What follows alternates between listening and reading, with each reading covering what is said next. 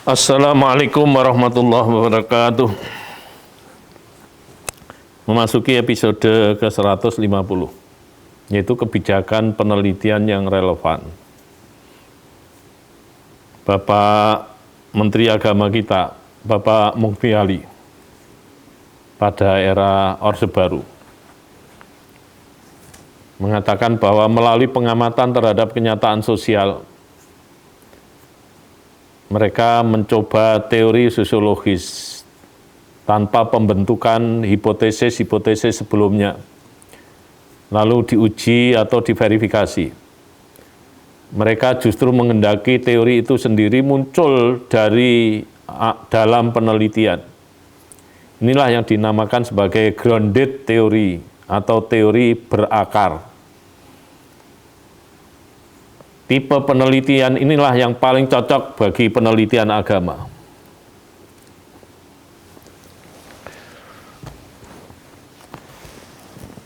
Grounded theory itu merupakan penelitian kualitatif yang paling ekstrim menurut saya, dan kesan para mahasiswa memandang bahwa grounded theory itu penelitian tanpa teori.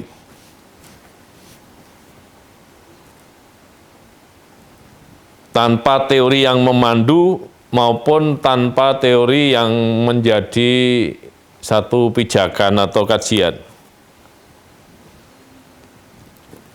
Itu bisa saja benar, tetapi harus mengetahui sejarahnya bahwa ketika seseorang peneliti mau melakukan penelitian, kemudian menemukan masalah penelitian atau potensi penelitian yang betul-betul unik dan betul-betul menarik, betul-betul penting untuk dilakukan penelitian, sementara teorinya belum ada. Ya, sementara teorinya belum ada, maka dalam kondisi semacam itu boleh dilakukan penelitian tanpa teori, terutama kalau mengikuti madhabnya Strauss dan Glasser. Jadi faktornya itu karena belum ada teorinya. Sebab sebenarnya penelitian, semua bentuk penelitian itu membutuhkan minimal dukungan teori. Ya, minimal. Kalau penelitian tidak ada dukungan teori karena teorinya yang belum ada. Bukan disengaja sebuah penelitian tidak perlu ada dukungan teori, meskipun ada teorinya, bukan itu. Jadi ini perlu saya luruskan.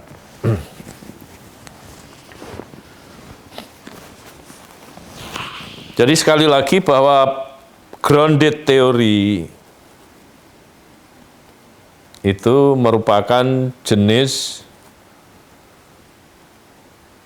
penelitian kualitatif yang paling murni. Sebenarnya ini dihasilkan dari grounded research, penelitian grounded, artinya penelitian dari dasar. Sehingga penelitian ini peluangnya paling besar untuk menciptakan teori baru.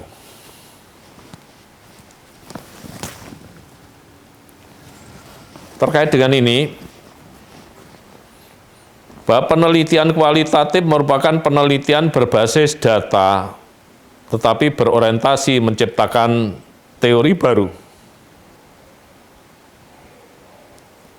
Sementara kalau penelitian kuantitatif itu penelitian berbasis teori, yang hanya menguji teori-teori orang lain yang digunakan dalam menyusun hipotesis.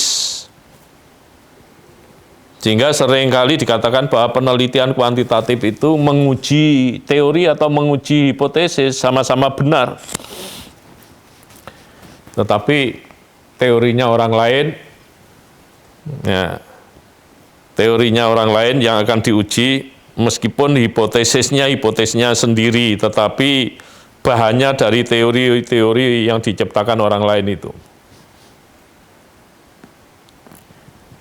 Karena itu penelitian kualitatif sesungguhnya memperkaya teori, sedangkan penelitian kuantitatif menurut Pak Nung Muhadjir itu justru melakukan pemiskinan terhadap teori.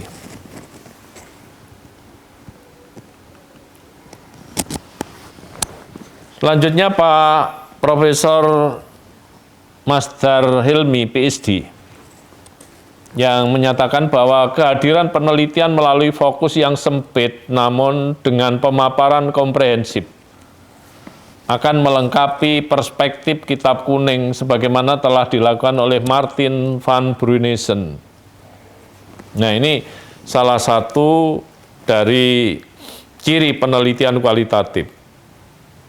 Berangkat dari fokus yang sempit, berangkat dari lokus yang sempit, justru untuk membangun proposisi, bahkan kalau bisa teori yang bersifat abstrak, bersifat universal.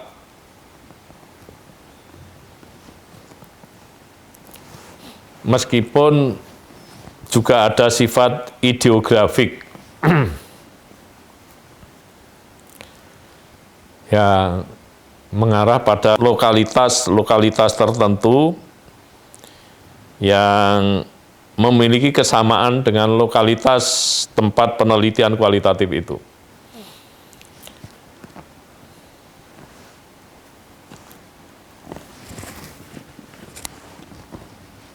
Sehingga penelitian kualitatif itu berangkat dari kasus yang kecil, tetapi untuk mewujudkan harapan yang sangat besar.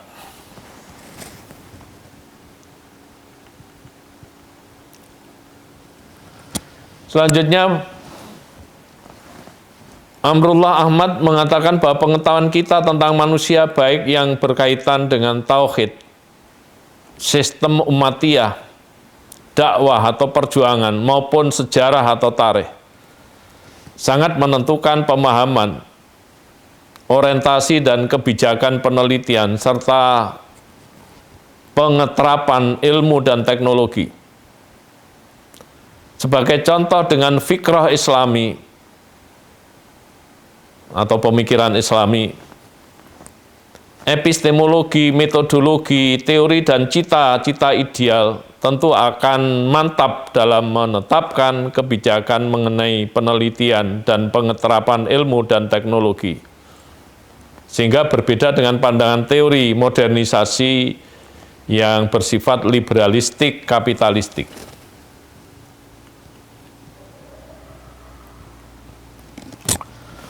Kalau penelitian di Barat pada umumnya mengejar prestasi atau science performance, sementara penelitian dalam Islam itu mengejar prestasi dan kesejahteraan masyarakat atau Science for Achievement and Welfare Society. Kita perlu mempertanyakan bahwa penelitian dilakukan untuk menciptakan senjata pemusnah massal. Itu akan dihadapkan satu pertanyaan. Untuk apa penelitian itu dilakukan? Lalu untuk apa hasil penelitian ditindaklanjuti dengan menciptakan senjata pemusnah massal? Bukankah ilmu dan teknologi itu diciptakan untuk membantu meringankan beban-beban manusia?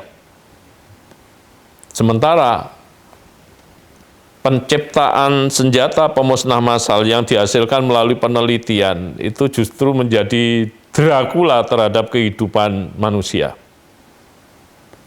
Jadi untuk menjawab ini saja susah sekali.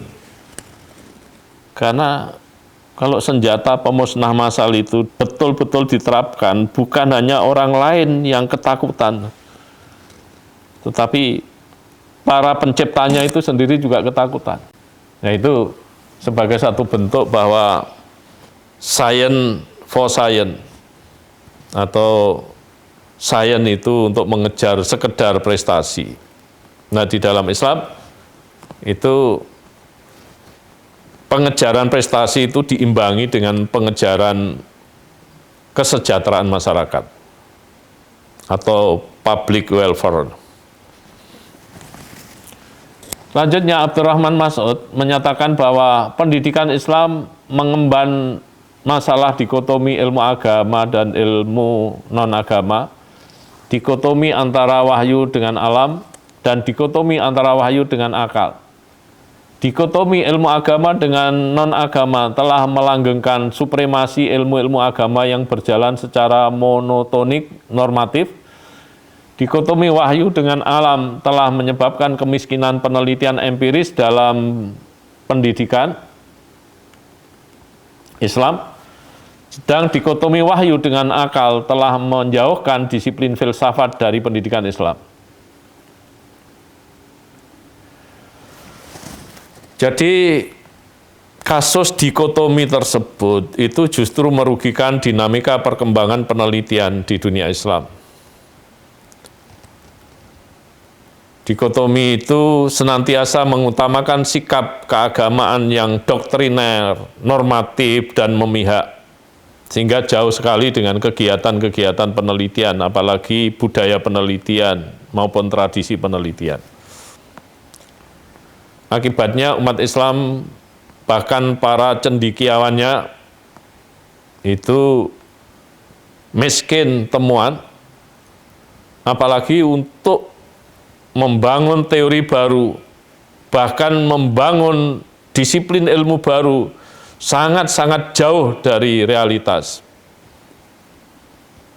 Ini keprihatinan kita lantaran adanya dikotomi tadi. Berikutnya M. Atok Mudhar menyatakan bahwa penelitian budaya meliputi antara lain penelitian tentang naskah-naskah atau filologi, alat-alat ritus keagamaan, benda-benda purbakala agama atau arkeologi, sejarah agama, nilai-nilai dari mitos-mitos yang dianut para pemeluk agama, dan sebagainya. Nah, penelitian budaya ini di Indonesia menemukan lahan yang sangat subur dan sangat menarik. Karena negeri kita itu kaya budaya. Budaya apa saja ada di dalam negeri kita itu. Termasuk juga budaya umat Islam.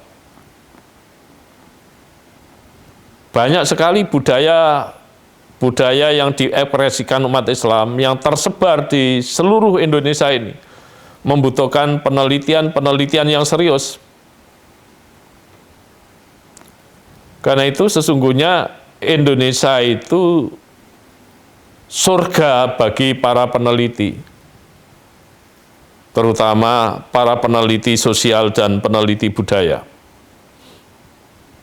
Lantaran banyaknya medan-medan penelitian, banyaknya objek-objek penelitian yang sangat menarik untuk ditindaklanjuti dalam bentuk kegiatan nyata berupa kegiatan penelitian di berbagai wilayah Indonesia ini.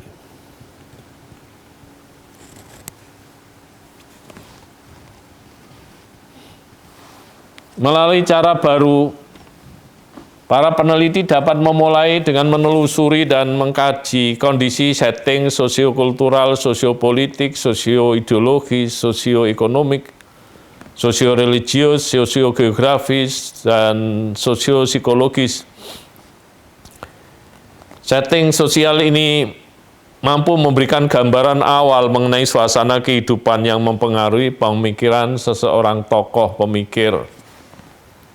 Sebab namanya pemikir itu senantiasa berinteraksi secara intensif dengan situasi kehidupan tersebut.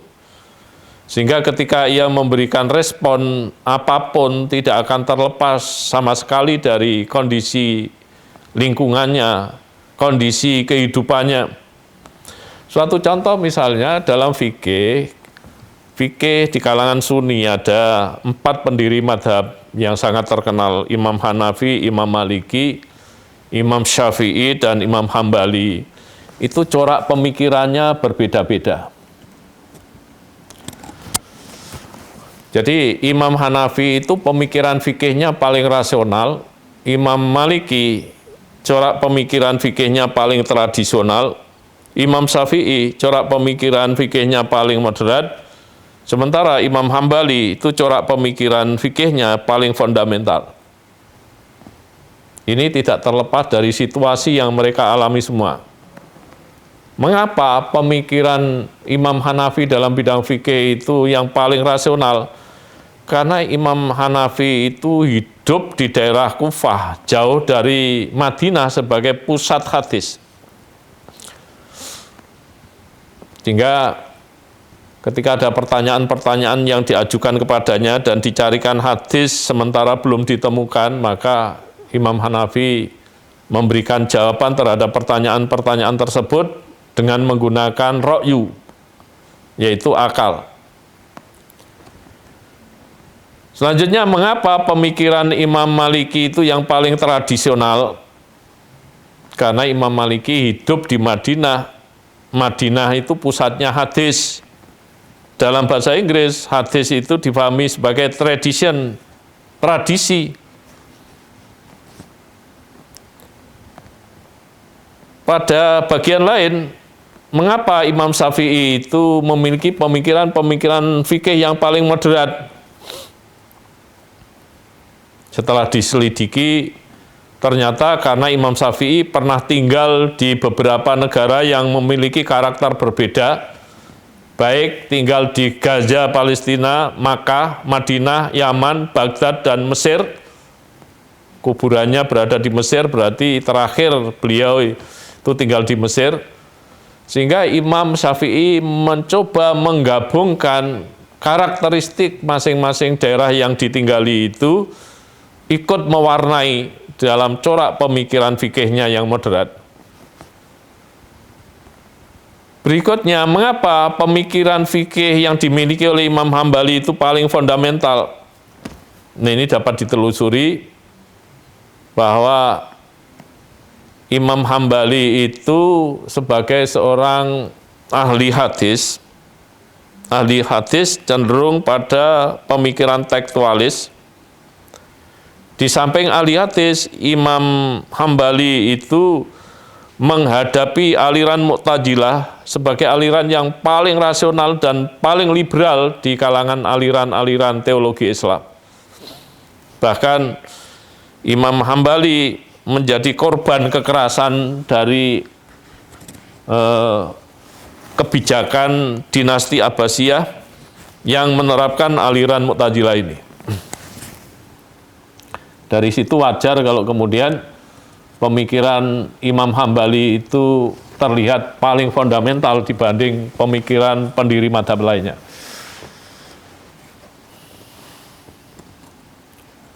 Selanjutnya, bahwa sungguhnya prestasi hasil penelitian itu ditunjukkan melalui upaya ilmiah dengan menggali landasan suatu perspektif maupun pendapat dari dalil-dalil Al-Quran maupun hadis, substansi teks maupun konteksnya yang meliputi penggalian setting sosiogeografis, sosioreligius, sosiopolitik, sosioekonomik, dan sosiokultural itu.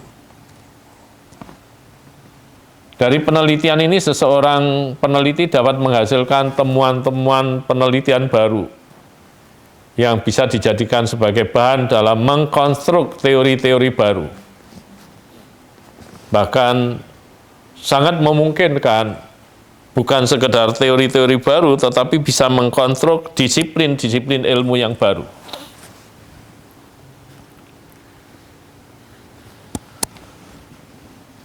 Berikutnya, Hasan Hanafi mengatakan bahwa tugas pemikir dan peneliti Muslim adalah memformat kembali filsafat sejarah Eropa, khususnya sejarah abad 18 dan 19, yang membentuk keseluruhan sejarah. Akhirnya sejarah ditumpahkan ke dalam peradaban Barat. Ini dipandang penting oleh Hasan Hanafi karena Eropa telah berhasil menjuarai dunia dalam bidang pengembangan sains dan teknologi, terutama Eropa Barat. Kalau kemudian Amerika, Australia itu sesungguhnya kan pemekaran dari Eropa karena orang-orangnya yang dominan adalah dari Eropa.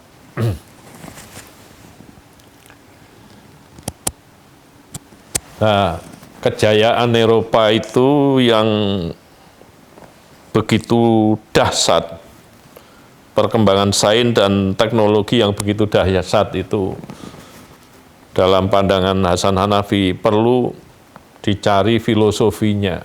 Apa filosofi kejayaan Eropa ini yang harus digali, ditemukan, dan diimplementasikan di kalangan umat Islam? Kalau hasil penelitiannya, misalnya kejayaan Eropa lantaran konsentrasi Barat pada epistemologi dan metodologi, maka keduanya ini harus segera disosialisasikan dan menjadi kebijakan pemerintah di negara-negara Muslim. Ini bisa dilakukan dengan belajar dari Barat sambil menyelidiki untuk dikembangkan di negara-negara kita. Bukan hanya Indonesia, tetapi juga negara-negara Muslim. Masih menurut Hasan Hanafi, peneliti yang memiliki kesadaran yang terbatas dari Barat tidak memiliki kesadaran yang cukup mengenai salah satu siklus peradaban besar, terutama mengenai siklus Timur sebagai siklus perubahan terbesar. Lantaran selama ini Barat masih menjadi tantangan bidang militer, ekonomi, kebudayaan, dan peradaban. Nah, untuk menindaklanjuti pandangan Hasan Hanafi ini membutuhkan kemandirian berinisiasi, berkreasi, dan berproduksi yang mampu melepaskan tekanan-tekanan dari Barat. Kalau itu bisa kita lakukan, kita akan lebih kokoh dalam pengembangan ilmu pengetahuan, bahkan teknologi sekalipun. Berikutnya, Hasan Hanafi mengatakan bahwa pemikir maupun peneliti Muslim bukan melihat potret orang lain dalam hatinya, tetapi justru melihat potret dirinya dalam benak orang lain. Bukan melihat the other dalam cermin ego, melainkan justru melihat ego dalam cermin the other. Karena itu, seharusnya orang-orang Islam itu mereka berpikir kalau orang Barat mampu menghasilkan kemajuan peradaban modern yang berkualitas tinggi, mengapa mereka tidak mampu? Mengapa kita tidak mampu? Kunci keberhasilan Barat itu yang harus ditemukan melalui penelitian, tanpa harus menjadi orang Barat, dan digunakan membangunkan kesadaran intelektual umat Islam dan membangkitkan kemajuan peradaban Islam itu sendiri. Ini suatu tekad yang penting dimiliki, yang didukung oleh semangat yang kokoh, rasa optimisme yang tinggi, dan mental yang membaja, artinya tidak mudah menyerah terhadap godaan, gangguan, tantangan, dan lain sebagainya. Demikian saya akhiri. Wallahul muwaffiq ila aqwamit thoriq. Wassalamualaikum warahmatullahi wabarakatuh.